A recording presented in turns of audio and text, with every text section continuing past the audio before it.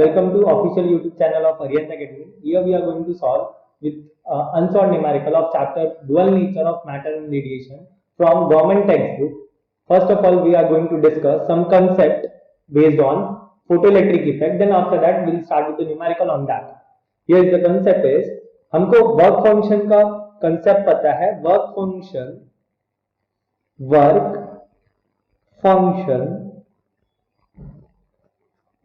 Is equal to, मैं symbol दे रहा हूं ओमेगा नॉट. हर बुक में अलग अलग होता है, जैसे गवर्नमेंट टेक्स्ट बुक में पाई नॉट दिया है.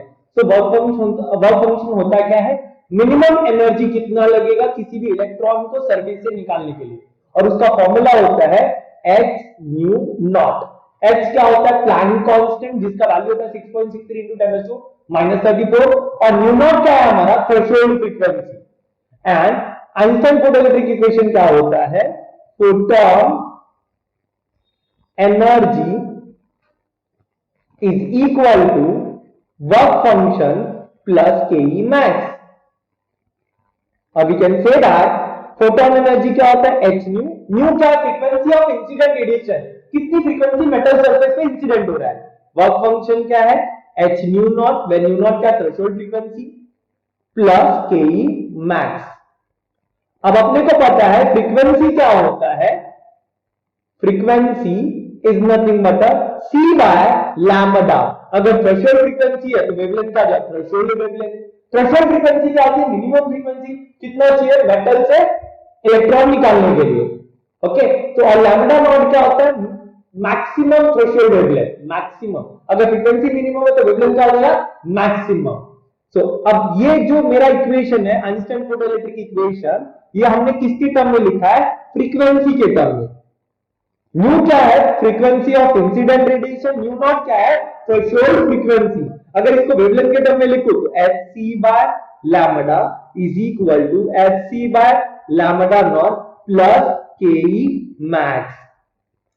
In this equation, lambda will become wavelength of incident radiation.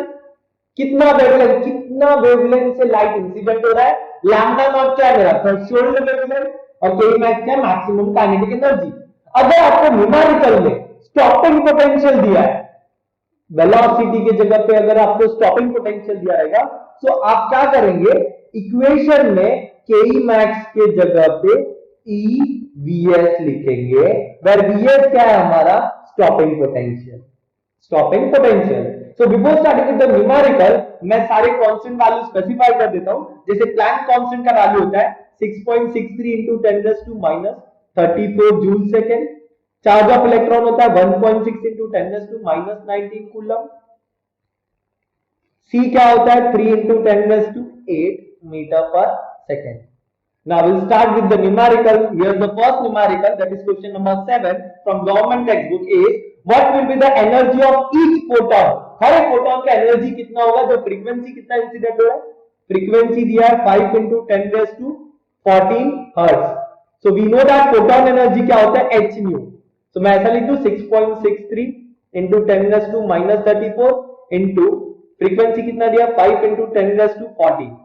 So if I will do multiplication, 5 3s are 15, 5 6 are 30 plus 1 31, 5 6 are 30 plus 3 33 into 10⁻⁻34. ये मेरा h nu आ गया. किसमें आया आंसर मेरा, I think so this will be 10⁻22. ये answer आ गया joule में. अब मुझे अगर इलेक्ट्रॉन वोल्ट में चाहिए, अगर आपको क्वेश्चन में इलेक्ट्रॉन वोल्ट नहीं हो रहा है तो we can keep this answer in joule also. So हम इसको ऐसा लिख सकते हैं 3.315. अगर मैं डेसिमल राइट साइड में शिफ्ट करता हूं तो this will become, left side में शिफ्ट करता हूं तो दिस विल बिकम -19 अपॉन, अगर 1.6 into 10⁻⁻19 से डिवाइड कर दिया तो joule will be converted into electron volt. अब इसका कैलकुलेशन करेंगे तो मेरे को आंसर मिल जाएगा 2.071 इलेक्ट्रॉन वोल्ट. ये मेरा फोटोन एनर्जी हो गया. तो कन्वर्जन क्या है, 1 electron volt is equal to 1.6 into 10⁻⁻19 joule. अगर इलेक्ट्रॉन वोल्ट को जूल में कन्वर्ट करना है, और जूल को अगर 1 जूल को इलेक्ट्रॉन वोल्ट में करना है तो 1/1.6 into 10⁻⁻19 इलेक्ट्रॉन वोल्ट. तो ये मेरा कन्वर्जन है. नाउ नेक्स्ट क्वेश्चन पे मूव करते हैं, that is question number 8. Observation from the experiment of photoelectric effect for a stopping potential by varying incident frequency were plotted. The slope of the curve stopping potential versus frequency में हमको क्या दिया है, stopping potential y axis पे, जो first term रहता है उसको हमेशा y एक्सिस पे लेंगे, स्टॉपिंग पोटेंशियल, और x एक्सिस पे क्या दिया, फ्रीक्वेंसी। अब स्टॉपिंग पोटेंशियल वर्सेस फ्रीक्वेंसी में slope of linear curve was found to be 4.1 into 10⁻⁻15। Slope दिया है 4.1 into 10⁻⁻15 volt second. Now given that the charge of electron is this much, charge of electron नहीं दिया रहेगा तो भी अपने को पता है -19 coulomb. Now what they want Planck constant का वैल्यू क्या होता है। सो हमको क्या पता है, नाउ हमको पता है कि slope stopping potential versus frequency में slope is h by e। In stopping potential versus frequency हमारा स्लोप का फॉर्मूला होता है, slope is nothing but h by e, और उसने स्लोप डायरेक्टली दिया है 4.1 into 10⁻⁻15। सो मैं ऐसा बोल सकता हूं h इज नथिंग बट 4.1 10⁻⁻15, और चार्ज ऑफ इलेक्ट्रॉन क्या होता है 1.6 into 10⁻⁻90। सो अगर मैं मल्टीप्लाई करूं 16 1 जा 16, 16 4 जा 64 प्लस 1 65, 2 के बाद डेसिमल होगा into 10⁻⁻34 जूल सेकेंड। सो ये मेरा आंसर हो गया। सो हमें पता होना चाहिए कि स्टॉपिंग पोटेंशियल वर्सेस फ्रीक्वेंसी में स्लोप क्या होता है, h by e। So next question is question number 9। The threshold wavelength of tungsten is 2.76 into 10⁻⁻5 centimeter. So हमको क्या दिया, threshold wavelength, that is lambda naught 2.76 into 10⁻⁻5 centimeter, or we can say that 2.76 into 10⁻⁻7 meter। मैंने metre में कर दिया, centimetre को -2 करके metre में कर दिया। Explain why no photoelectrons are emitted when the wavelength is more than। अब अगर मेरा वेवलेंथ थ्रेशोल्ड से बड़ा हुआ, अगर मेरा वेवलेंथ थ्रेशोल्ड से बड़ा हुआ तो अपने को पता है एनर्जी क्या होता है, hc by lambda, that is energy is inversely proportional to wavelength. अगर मेरा वेवलेंथ बड़ा हुआ तो एनर्जी कम हो जाएगी, एनर्जी, और अपने को पता है कि थ्रेशोल्ड वेवलेंथ की वजह से जो एनर्जी आती है वो क्या होता है, वर्क फंक्शन। तो वर्क फंक्शन अगर अब वेवलेंथ बढ़ाएंगे तो वर्क फंक्शन से एनर्जी और कम हो जाएगी, और वर्क फंक्शन से एनर्जी कम हो गई तो इलेक्ट्रॉन तो निकलेगा ही नहीं, क्योंकि वर्क फंक्शन क्या होता है, मिनिमम एनर्जी उतना चाहिए ही इलेक्ट्रॉन को निकालने के लिए। Now if you increase the wavelength then energy will decrease, so we will write down since if we increase the wavelength then energy will become decreases, if energy decreases then it will become less than work function, hence no photoelectrons will be emitted from the surface of metal. So this is the answer of first question. Now second is, what will be the maximum kinetic energy ejected when, the first case is when the ultraviolet radiation of wavelength is this much। आपको second case में, मतलब second के first case में wavelength दे दिया है 1.8 into 10⁻⁷ metre, मैंने direct metre में कर दिया।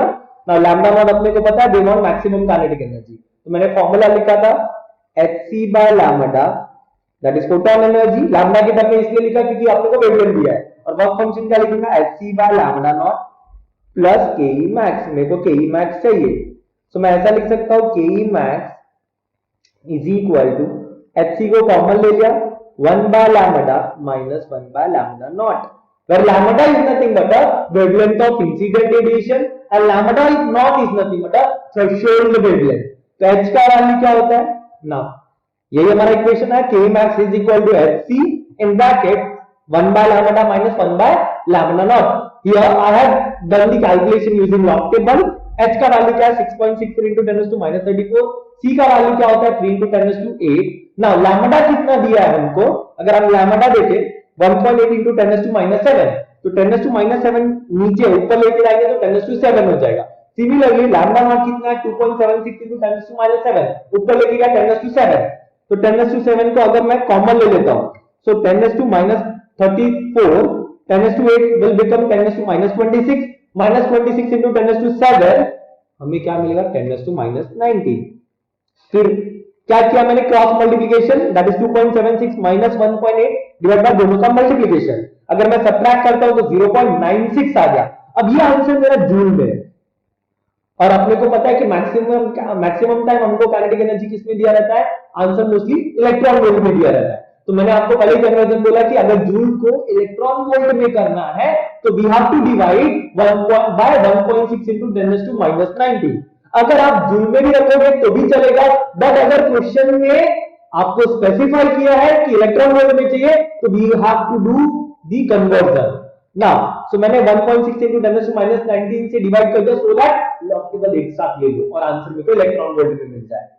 तो 1.6 into 10⁻⁹ से डिवाइड किया, आंसर आ गया इलेक्ट्रॉन वोल्ट में, -19 कैंसिल हो जाएगा। अब मैंने पहले क्या किया, सारे डेसिमल हटा दिए। जैसे ऊपर कितना डेसिमल है, कितने नंबर का, 2 दैट इज ऊपर क्या आएगा 10⁻⁻⁴, अगर ऊपर के हम डेसिमल हटाते, और नीचे भी क्या आएगा 10⁻², 10⁻1, 10⁻1, तो डिनोमिनेटर में भी -4 आएगा। ये -4 ये -4 कैंसिल आउट हो गया। नाउ अब हमको क्या यूज करना पड़ेगा, लॉग टेबल। जैसे 1989 का लॉग टेबल यूज करना है, तो मैं रिपीट कर देता हूं कि हम लॉग टेबल कैसे देखते हैं। 1989 that is count total number of digit, ये 4 है, सब्ट्रैक्ट बाय 1 दैट इज 3, तो ये मेरा कैरेक्टरिस्टिक बनेगा 3 पॉइंट।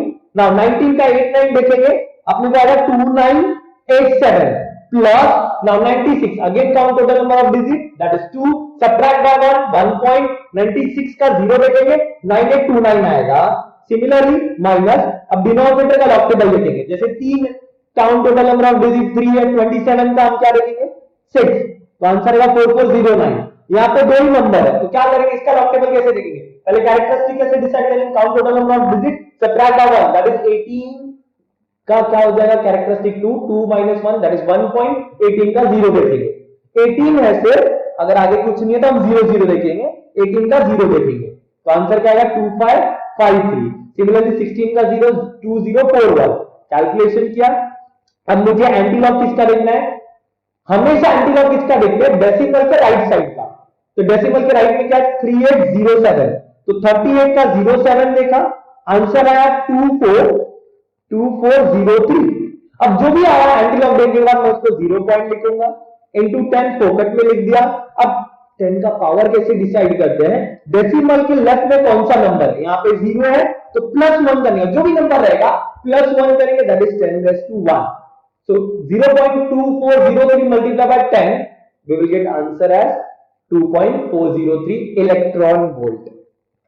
अब इसका सेकंड क्वेश्चन क्या है कि अगर फ्रीक्वेंसी 4 into 10⁻15 हर्ट्ज है, then find out the maximum kinetic energy. अब फ्रीक्वेंसी कितना दिया है 4 into 10⁻15, अपने को क्या चाहिए, अगेन के मैथ, तो अपने को पता है कि C इज इक्वल टू क्या होता है, फ्रीक्वेंसी इंटू वेवलेंथ, तो मेरा वेवलेंथ क्या हो जाएगा 3 into 10⁻8 that is speed of light divide by frequency कितना है 4 into 10⁻15, तो मेरा फिर से वेवलेंथ ऑफ इंसिडेंट रेडिएशन आ गया।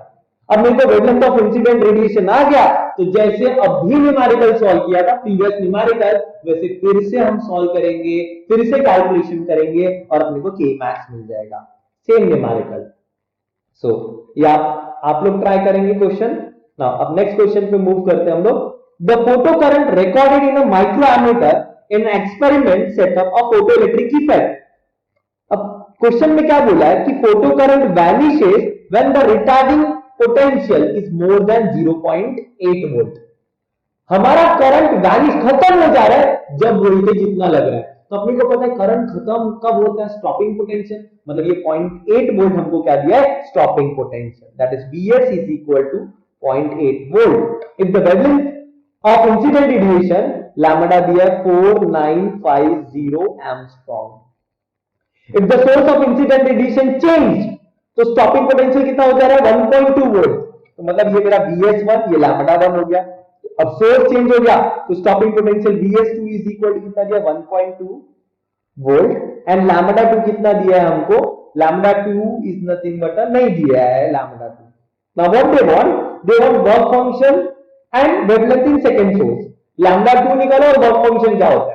और अपने को कंसेप्ट पता है कि अगर मेटल सरफेस सेम है, लाइट कोई भी इंसिडेंट हो, work function will remain same. Her metal का मिनिमम एनर्जी उतना ही चाहिए रहता है, मतलब हम ऐसे बोल सकते हैं कि वो मिनिमम एनर्जी जो इलेक्ट्रॉन को निकालने के लिए चाहिए रहता है वो फिक्स होता है हर मेटल सरफेस का। और मेटल सरफेस अगर चेंज होगा तो वर्क फंक्शन चेंज होगा। यहाँ पे तो मेटल सरफेस चेंज नहीं हुआ है, मतलब वर्क फंक्शन सेम होगा। तो फर्स्ट डेटा से हम वर्क फंक्शन निकालेंगे। कैसे? आपको स्टॉपिंग पोटेंशियल दिया और वेवलेंथ ऑफ इंसिडेंट रेडिएशन दिया है, हम इक्वेशन क्या बनाएंगे? जैसे फोटोन एनर्जी क्या होता है, वर्क फंक्शन प्लस के ही मैक्स होता है। मैंने आप लोगों को पहले स्टार्टिंग में ही वीडियो के बोला था कि अगर आपको स्टॉपिंग पोटेंशियल दिया रहेगा तो के ही मैक्स यहाँ पे हम क्या लिखेंगे? ईवीएस। यहाँ पे क्या लिख दिया? ईवीएस 1। तो ये क्या दिया? H c by lambda 1 is equal to work function plus e V s 1। तो मैं ऐसा बोल सकता हूं work function is equal to h c by lambda 1 minus e V s 1। तो मैं ऐसा लिख सकता हूं वर्क फंक्शन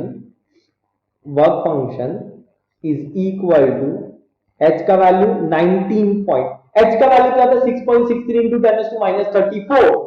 c का वैल्यू क्या होता है? 3 into 10 to 8। अगर हम hc को दोनों को मल्टीप्लाई करेंगे तो आपको आएगा 19.89 into 10 to minus 26। ये मेरा hc का वैल्यू हो गया, डिवाइड बाय लैम्डा 1 हमको कितना दिया है? लैम्डा 1 इज नथिंग बट हम ऐसा लिख सकते हैं 4.95 इंटू, ये हमारा कन्वर्जन करेंगे तो क्या हो जाएगा? हम अगर इसको कन्वर्ट करें तो हमारा इक्वेशन हो जाएगा, नेक्स्ट कन्वर्ट करेंगे हमारा इक्वेशन हो जाएगा 4950 इंटू 10⁻⁻10 मीटर, और we can say that 4.95 into 10⁻⁷ meter. अब हम यहाँ पे कैलकुलेशन करते हैं इसका, तो अगर कैलकुलेशन करेंगे तो क्या हो जाएगा? 4.95 इंटू 10⁻⁷, और फॉर्मूले के हिसाब से ये क्या हो जाएगा? माइनस हमारा इक्वेशन VS1 का वैल्यू है, मैं ऐसा वैल्यू सब्स्टिट्यूट करूंगा तो हमें इक्वेशन मिलेगा माइनस VS1 का वैल्यू 0.8 इलेक्ट्रॉन वोल्ट। तो हमें एक इक्वेशन मिल जाएगा 0.8 इलेक्ट्रॉन वोल्ट। तो अगर हम देखेंगे ना, ये आंसर हमारा किसमें? जूल में, और ये हमारा इलेक्ट्रॉन वोल्ट में। सेकंड, पहला कैलकुलेशन हमारा जूल में, सेकंड कैलकुलेशन इलेक्ट्रॉन वोल्ट में। तो हम क्या करेंगे? फर्स्ट वाली कैलकुलेशन को भी हम इलेक्ट्रॉन वोल्ट में कर लेते हैं। तो कैसे करेंगे? Again we will divide the first equation by 1.6 into 10⁻⁹। मैं इसको ऐसा सॉल्व कर सकता हूं, मैं इसको ऐसा लिख देता हूं 19.89 into 10⁻⁻19 माइनस 7 को ऊपर लेके गया 4.95 इंटू 1.6 इंटू 10⁻⁻90। तो ये ओवरऑल मेरा क्या हो गया? Electron volt minus 0.8 electron volt. अब इसमें हम क्या करेंगे? पहले कैलकुलेशन किसका कर लेते हैं? लेफ्ट साइड का, दैट इज 19.89 अपॉन 4.95 इंटू 1.6, क्योंकि 10⁻⁻19 माइनस 19 कैंसल आउट हो जाएगा। ऑलरेडी मैंने यहाँ पे कैलकुलेशन करके रखा है लॉग टेबल से। 19.89 divide by 4.95 into 1.6 is equal to anti log of 19.89 minus log of 4.95 plus log of 1.6। Calculation करेंगे एंटी लॉग आएगा, एंटी लॉग से कैलकुलेशन करेंगे, आंसर आएगा 2.512। ये हमारा किसका वैल्यू है? ये हमारा लेफ्ट साइड का वैल्यू है, लेफ्ट साइड मतलब इसका वैल्यू है। अब ये मेरा 2.512 आ गया। अब मैं इस इक्वेशन में सब्स्टिट्यूट करता हूं, suppose this is equation number 1, so from 1 what we will get? 2.512 minus 0.8, the work function will become 1.712 electron volt. तो ये हमारा आंसर हो गया ना। यहाँ पे लॉग टेबल करना कंपलसरी है, अदरवाइज हमको कैलकुलेशन ही नहीं समझेगा कैसे करना है ना। सेकंड हाफ पे जाते हम। अब उसको क्या चाहिए? सेकंड सोर्स का वेवलेंथ चाहिए, एंड वी नो दैट कि मेटल सरफेस सेम है तो work function will remain same. अगर वर्क फंक्शन सेम है तो मेरे को लैम्डा चाहिए। तो मैंने ऑलरेडी केस 2 सॉल्व करके रखा है, सो दैट हमारा कैलकुलेशन यहाँ पे दिख जाए क्या है? hc by lambda 2 that is photon energy, lambda के टर्म में लिखा is equal to work function plus e V s 2। मुझे क्या चाहिए? लैम्डा 2। तो लैम्डा 2 को मैंने एक साइड किया और बाकी सब टर्म को एक साइड लिया। hc का value 19.89 into 10⁻⁻26, work function 1.71 electron volt plus 1.2 electron volt. ना मैंने फिर से कैलकुलेशन किया, लॉग टेबल यूज किया और यहां से मेरे को लैम्डा 2 आ गया, that is wavelength of second source 4273 angstrom by using log table. Now अब मूव ऑन करते हैं नेक्स्ट क्वेश्चन पे। नेक्स्ट क्वेश्चन है क्वेश्चन नंबर 12। क्वेश्चन नंबर 11 हमारा डिलेटेड क्वेश्चन में आता है। क्वेश्चन नंबर 12 क्या है? Given the following data for the incident wavelength and stopping potential from the experiment on photoelectric effect, estimate the value of Planck constant, work function of cathode material, what is the threshold frequency and corresponding wavelength, what is the most likely metal used for the emitter. Now what they have given? Incident wavelength. Incident wavelength मतलब दो अलग अलग light का wavelength दिया है, उसका stopping potential दिया है। तो मैं ऐसा बोल सकता हूं दिस विल बी लैम्डा 1, ये लैम्डा 2 हो गया, ये Vs1 हो गया, ये Vs2 हो गया। तो लैम्डा 1 दिया, लैम्डा 2 दिया, Vs1 दिया, Vs2 दिया है। और अपने को पता स्पीड ऑफ लाइट क्या होता है 3 × 10⁸ और चार्ज ऑफ इलेक्ट्रॉन क्या होता है 1.6 × 10⁻⁹। तो हम देख रहे हैं इसमें दो इक्वेशन का डेटा दिया है, दैट इज दो अलग अलग लाइट का वेवलेंथ दिया है और दोनों सोर्स का स्टॉपिंग पोटेंशियल दिया है। तो मैं फोटोन एनर्जी का आइंस्टाइन का इक्वेशन यूज करके दो इक्वेशन बना सकता है। Fc by lambda 1 is equal to work function plus EVS1 and case 2 में Fc by lambda 2 is equal to work function plus EVS2। Methods of A same है तो work function will remain same. मैंने क्या किया 1 को 2 से subtract किया।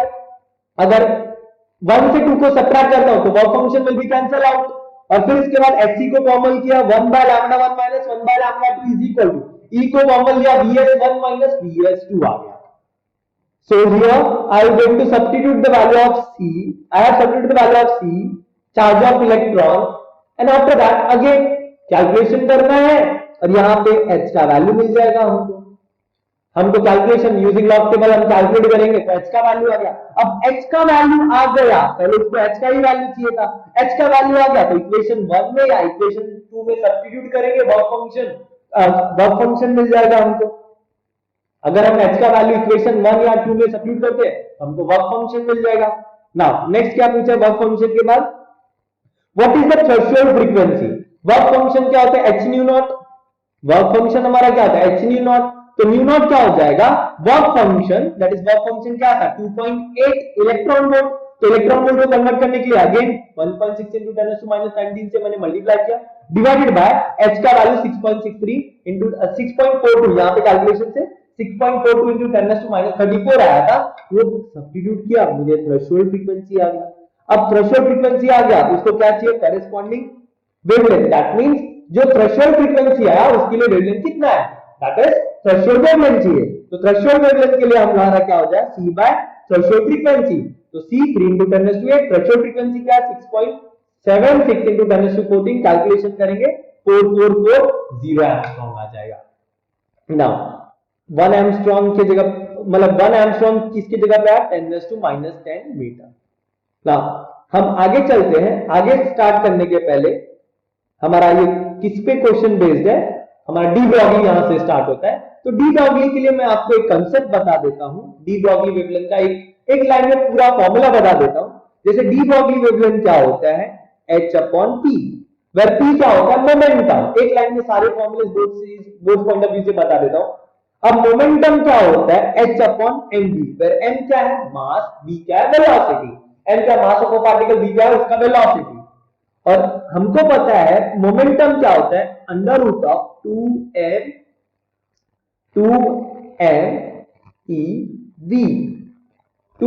ev, या हम इसको ऐसा भी लिख सकते हैं h/√2m capital E, where E क्या है हमारा एनर्जी। यहां पे P क्या है मोमेंटम, M क्या मास ऑफ पार्टिकल, V क्या वेलोसिटी, M क्या है मास, E क्या है चार्ज ऑफ इलेक्ट्रॉन, V क्या है पोटेंशियल डिफरेंस, ये वाला V क्या है वेलोसिटी।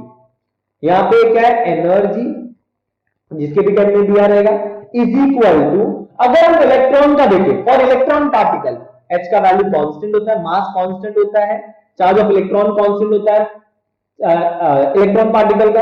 तो अगर मैं कैलकुलेशन करूं फॉर इलेक्ट्रॉन पार्टिकल वैल्यू आएगा 12.27 divided by √v angstrom.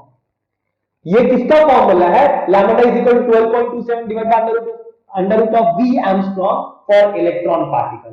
Electron का पोटेंशियल डिफरेंस दिया रहेगा तो by using this formula that is 12.27 divide by under root of v we can calculate the de Broglie wavelength. अब कुछ relation देख लेते हैं, जैसे mass of alpha particle 4 times mass of proton होता है। Now charge of alpha particle 2 times charge of proton होता है। नाउ मास ऑफ प्रोटॉन होता है 1.6726 10⁻⁻27 kg। मास ऑफ न्यूट्रॉन होता है 1.6749 10⁻⁻27 kg। ये हमें वैल्यूज याद रहने चाहिए। नाउ स्टार्ट करते हैं बोथ पॉइंट ऑफ व्यू से। फर्स्ट डी ब्रॉगली का numerical, calculate the wavelength associated with the electron, its momentum and speed when accelerated through a potential difference 54 volt। अब इलेक्ट्रॉन पार्टिकल दिया है तो हमको डी ब्रॉगली वेवलेंथ चाहिए, तो direct formula lambda is equal to 12.27 divide by under root of v angstrom, that is 12.27 divide by under root of 54 angstrom. Calculation के लिए मैंने ऑलरेडी करके रखा है, मैं इसको ऐसा लिख सकता हूं 12.27।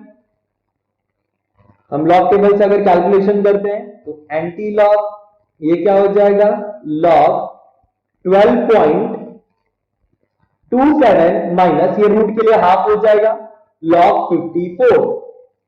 So again what we will do here, we will calculate the calculation by using log table। हमने यहाँ पे अगर log table किसका चाहिए, रूट का, तो रूट का log table कैसे सॉल्व करते हैं, log 54 का जो भी आंसर आएगा उसको हाफ से डिवाइड कर देंगे।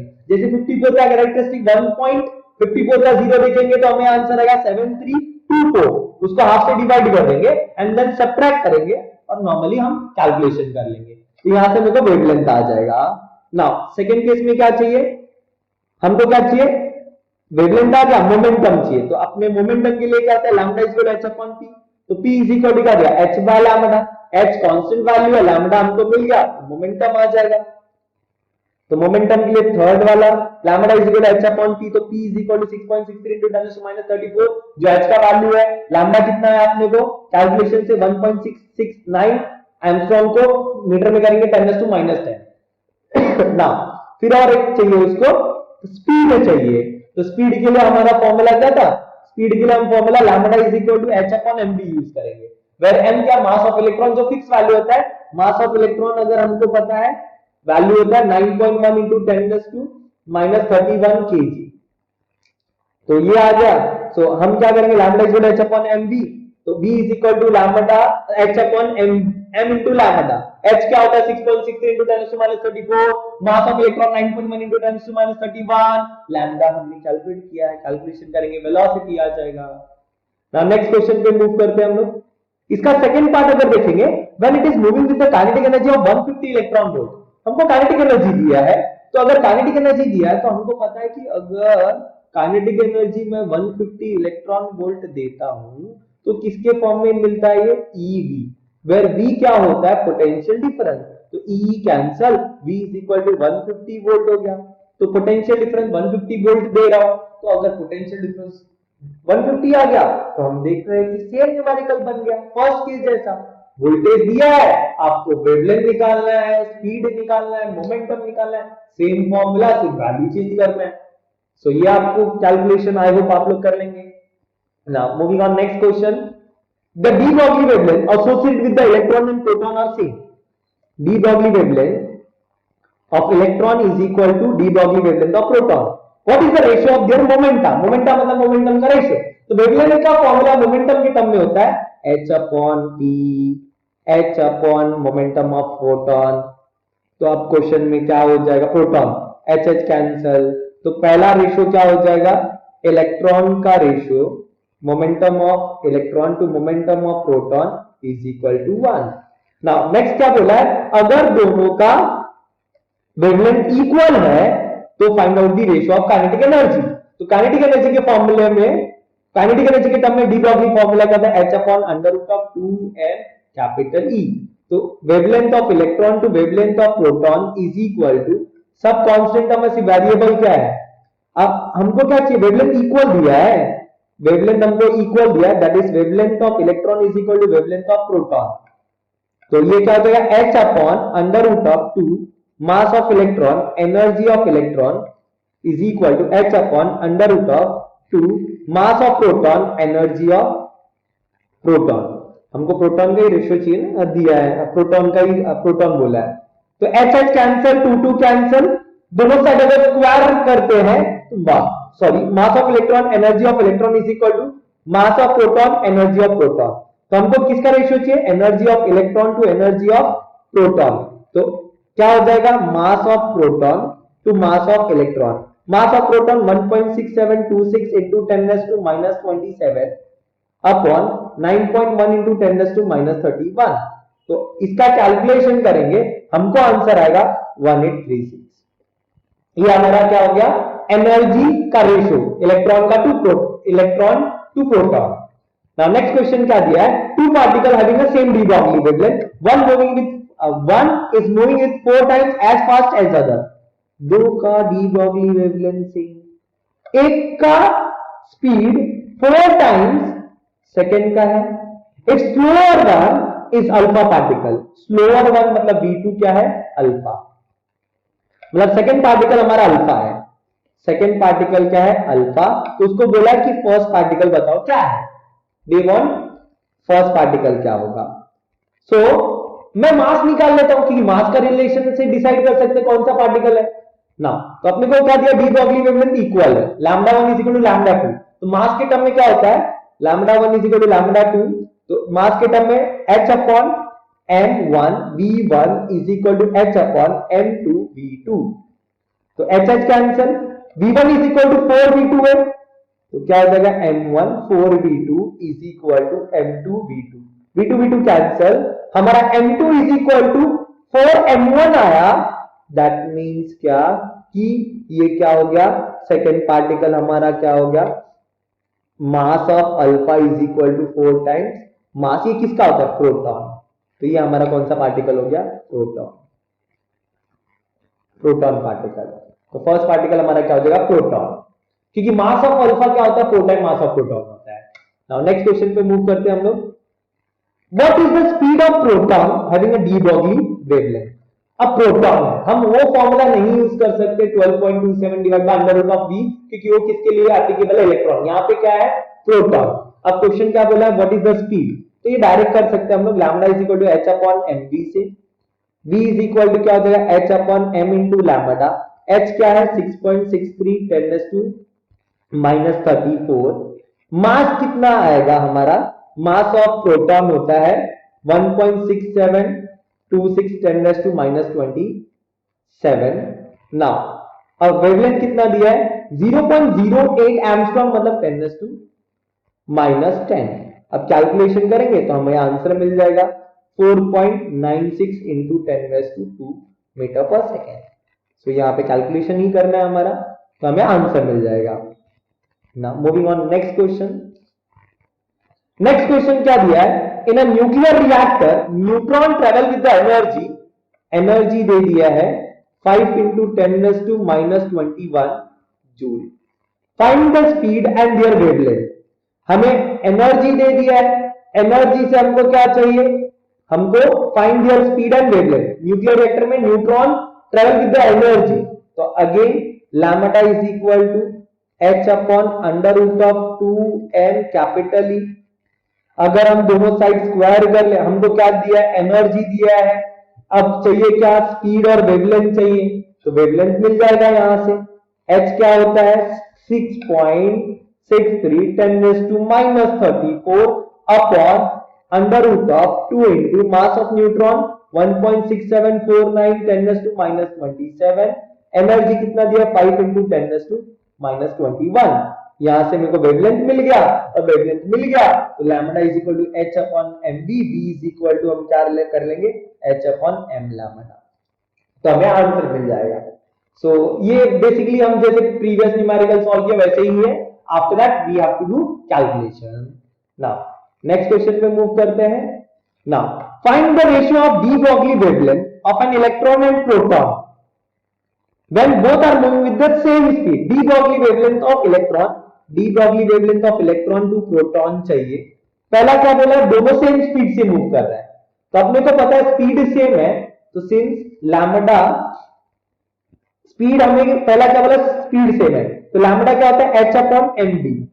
तो मैं ऐसा लिख सकता हूं lambda of electron to lambda of proton is equal to, speed same है और लैम्बडा किसके इनवर्स है, स्पीड सेम रखा था मतलब de Broglie wavelength is inversely proportional to mass, तो mass of proton to mass of electron.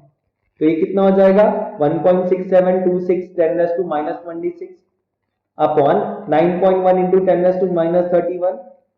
अगर हम कैलकुलेशन करेंगे, प्रीवियस न्यूमेरिकल में भी हमारा यही कैलकुलेशन था, 1836 आ जाएगा।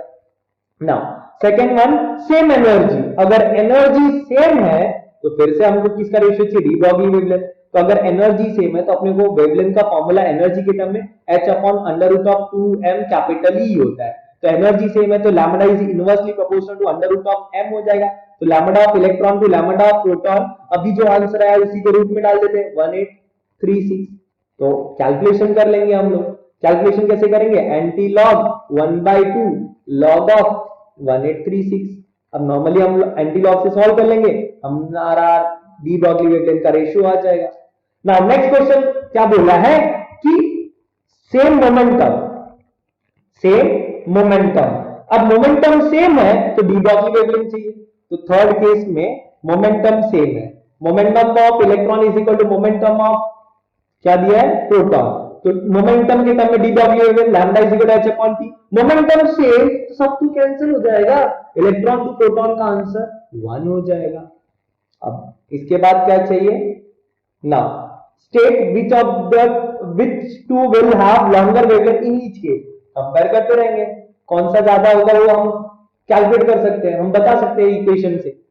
तो ये हमारा रहा डुअल नेचर के अनसॉल्व्ड न्यूमेरिकल्स जो भी हमारे टेक्स्ट बुक में, गवर्नमेंट टेक्स्ट बुक में थे। आई होप आप लोग को ये वीडियो बहुत पसंद आया हो।